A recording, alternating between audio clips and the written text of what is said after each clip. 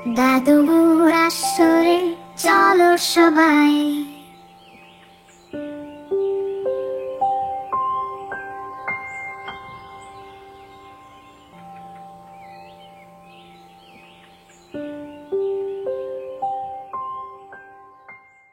তোমরা কি জানো রহমত এবং বরকত নাজাদের মাস আমাদের সামনে সমাগত? এই মাসটি কোন মাস? কে বলতে পারবে বলো তো?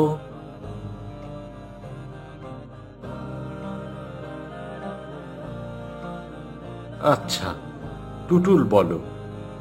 রমজান মাস দাদু। রমজান মাস। মাশাআল্লাহ, ঠিক বলেছ। মহানবী সাল্লাল্লাহু আলাইহি ওয়াসাল্লাম বলেছেন যে রমজানের দাওয়াত পৌঁছে দেবে তার জন্য জাহান্নামের আগুন হারাম হয়ে যাবে। কি সুবহানাল্লাহ বলবে না? সুবহানাল্লাহ দাদু। আমরা কেউ বাড়িতে গিয়ে নিজেদের মধ্যে এবং বন্ধু বান্ধবকে এ সুসংবাদ পৌঁছে দিতে ভুলব না এবং জাহান্নামের আগুন থেকে বাঁচারে অপূর্ব নেয়ামত থেকে নিজেদেরকে বঞ্চিত করব না। কি বলো তোমরা? জি জি দাদু।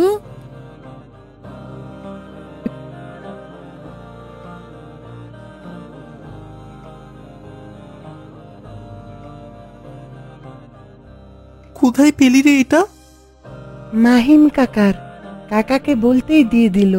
অবশ্য সাবধানে ব্যবহার করতে বলেছে, কাউকে যেন না দেই। আমরা কেন বসেছি তা তো জানিস। আমাদের পাড়ায় ঘুরে ঘুরে রমজানের শুভেচ্ছা সকলকে জানিয়ে দেব। রমজানের দাওয়াত মানুষের কাছে পৌঁছে দিলে আমাদের গুনাহ মাফ হবে। চলো যাই। কেমন করে দিবি? কাকুর কাছ থেকে লিখে নিয়েছি। আমি বলবো শুভেচ্ছা স্বাগতম, তোরা বলবি মাহে রমজান মাহে রমজান। আহলান সাহলান, তোরা বলবি মাহে রমাদান। দিনের বেলা হোটেল রেস্তোরাঁ বন্ধ রাখুন। আমি বলবো রমজানের পবিত্রতা, তোরা বলবি রক্ষা করুন। ঠিক আছে?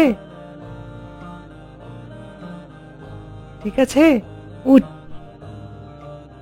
নিরু, তিতুর পেছনে থাকবি। রমজানের আগমন, শুভেচ্ছায় স্বাগতম। আহলান সাহালান, মাহে রমজান। আহলান সাহালান, মাহে রমজান। মাহে রমজান। রমজানের পবিত্রতা রক্ষা করুন। নারায়ে তাকবীর।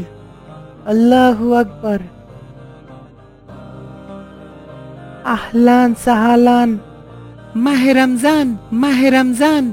রমজানের আগমন, শুভেচ্ছায় স্বাগতম। রমজানের পবিত্রতা রক্ষা করুন।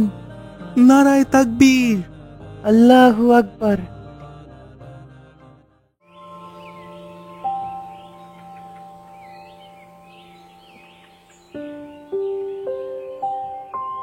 আজ রমজানের প্রথম দিন।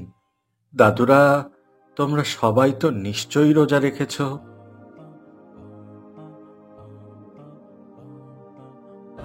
কি ব্যাপার দাদু, তোমার দু চোখে পানি কেন? চাচি আম্মা ওকে রোজা রাখতে দেয় নাই। কেন কেন রাখতে দেয়নি?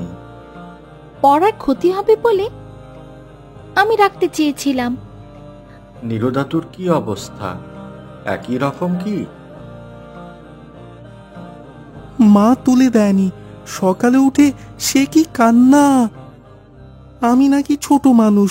দাদু, তুমি যদি মাকে বকা না দাও তাহলে আমি আর তোমার আসরে আসবো না। ওরে বাবা, রীতিমতো আলটিমেটাম, সতর্ক সংকেত।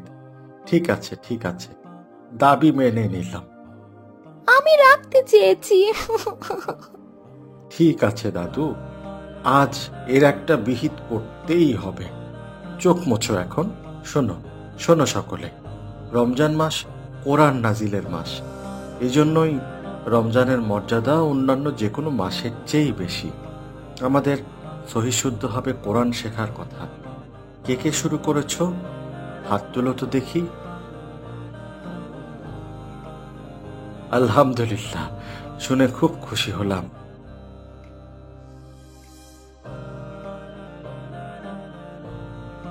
বৌমা, বৌমা আছো নাকি?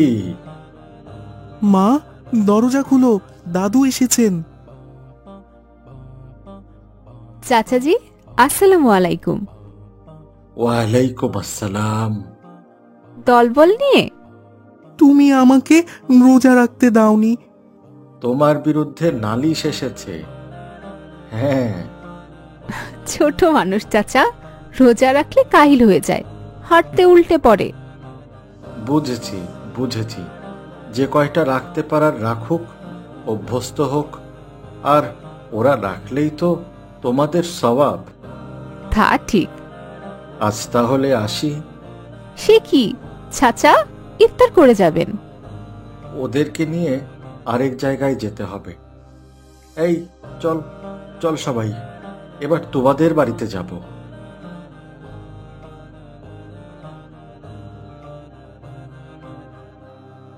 এ রমজানের আগমন, শুভেচ্ছায় স্বাগতম। আমাদের রোজা রাখতে বাধা দিতে পারবে না, পারবে না। পারবে না। চাচা, আসসালামু আলাইকুম। ওয়ালাইকুম আসসালাম। মিছিল? চাচাজি, কিসের মিছিল?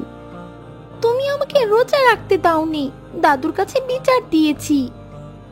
ভালো করেছো। মা, পড়ালেখা নষ্ট হবে এই কথা বলে রোজা রাখতে না দেয়াটা ঠিক না। তাছাড়া ওর তো বয়স কম না, 12 বছর। এখন থেকে অভ্যস্ত না হলে পরে তো আর রাখতেই চাইবে না।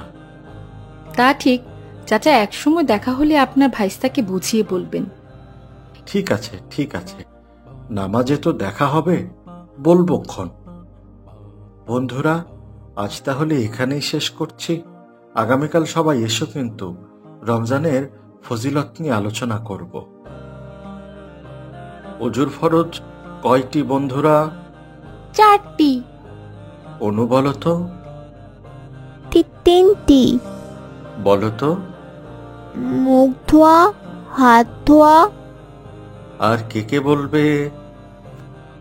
দাদু, অজুর ফরজ 4টি। ফরজ কাকে বলে? অবশ্যই যা পালন করতে হয়। ধন্যবাদ। কিন্তু তুমি বলো, অজুর ফরজ 4টি কি কি? উজুর ফরজ 4টি। 1 নম্বর, মুখমণ্ডল ধৌত করা। 2 নম্বর, দুহাত কনুই পর্যন্ত ধোয়া। 3 নম্বর, 4 ভাগের 1 ভাগ মাথা মাসেহ করা।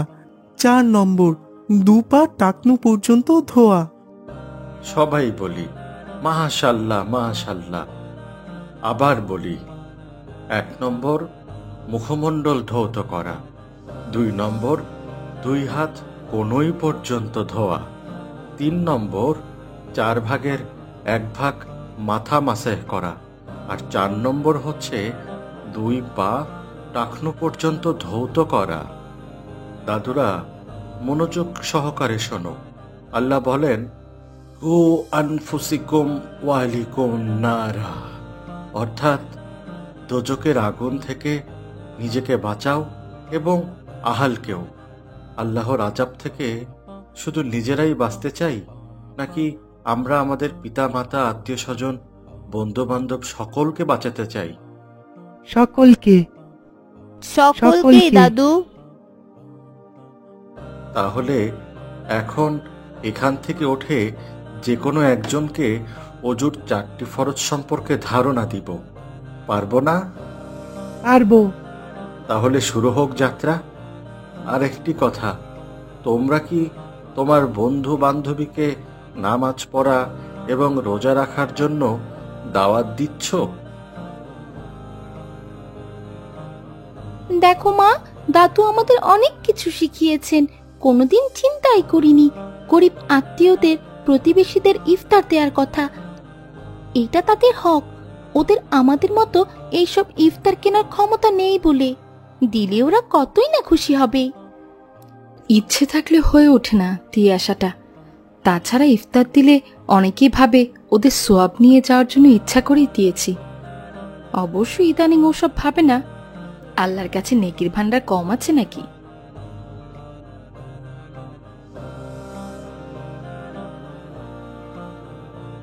জ্ঞানের অভাবে এইসব হয়। দাদুর মতো সকল দাদুরা সঠিক কথা বলতো, কতই না ভালো হতো। নে মা, সময় নেই, তাড়াতাড়ি দিয়ে চলে আসিস।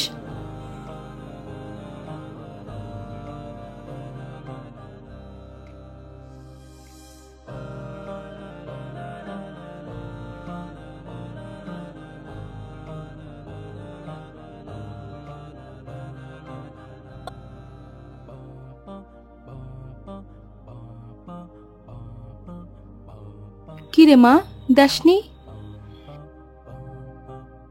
কেন? দেখি চাচি, ইফতার করার জন্য মুড়ি ভিজিয়েছি, অন্য কিছু নেই। চাচা অসুস্থ, অ্যাক্সিডেন্ট করে কয়েকদিন থেকে বাড়িতে, ভ্যান নিয়ে যেতে পারেন না। অসুস্থ বুঝলাম, ইফতার নিল না কেন? ওটা কি দোষ করেছে? ওরা কিছুই দিতে পারবে না, এর জন্য হয়তো মা আমার খারাপ লাগছে। আমরা তো ভালো খাই, বাবা তো প্রতি বছরই জাকাত দেয়। চাচাকে একটু।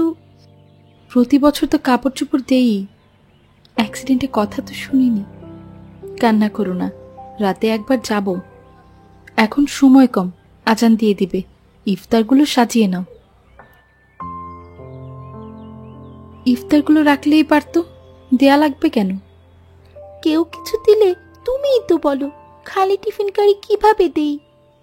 আজকেই দিতে হবে এমন কোনো কথা আছে? যখন সুযোগ হতো তখন দিত। আল্লাহু আকবার,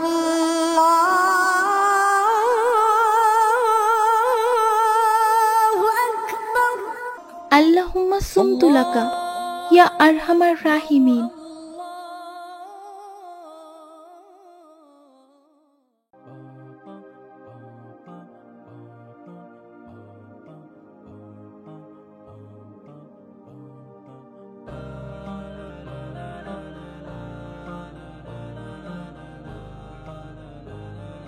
চাচা, এগুলা কার?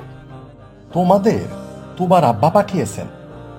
নেও মা, একটু ভারী আছে, নিতে পারবা তো? পারো, বাড়ি আছে। মা, মা,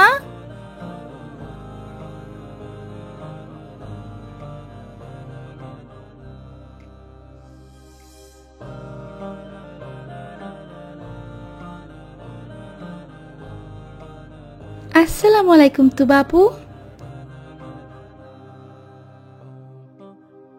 তো বাবু, তুমি এত ভালো কেন? দুষ্টু বোন আমার, যাও দেখি তুমি কি এনেছ।